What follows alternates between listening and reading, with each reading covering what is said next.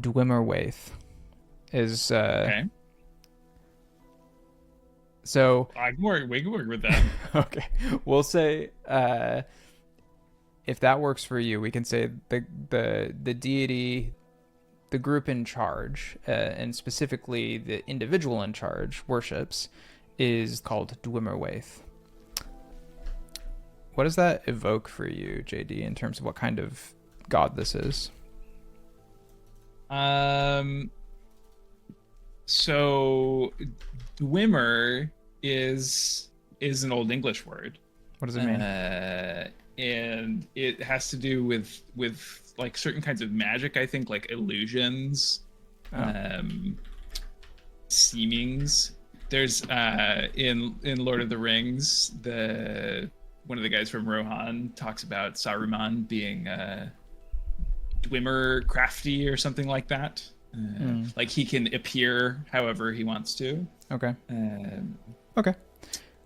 I don't know about Waif, but like sea, the sea takes on many forms. It shifts and shapes. It could work with a sea deity. Waith is like wraith, basically phantom. Okay. So, okay, so this is a little ominous now that we're putting these two together. So I really agree, like this Dwemer being a reference to the sea. They worship the mystery, but it's also deadly and dark in its depths. Like some sort of eldritch sea Yeah. being. Yeah, and I actually really love the idea that this is not a generally good Yeah, yeah. god, or one that you would be like interested in crossing paths with because they might be kind to you. It's like, no, you pretty much always don't want to cross paths with Dwimmerwaithe because like deadly like the sea, and you're also going to be confused and not sure like what's happening. If Waif is like Wraith, it makes me think of like, it's something that steals life. So Yeah. I'm thinking maybe, like you make maybe some blood sacrifices to appease this deity, and maybe the ruler person is like the high priest making the human sacrifices to the sea god kind of situation. Yeah.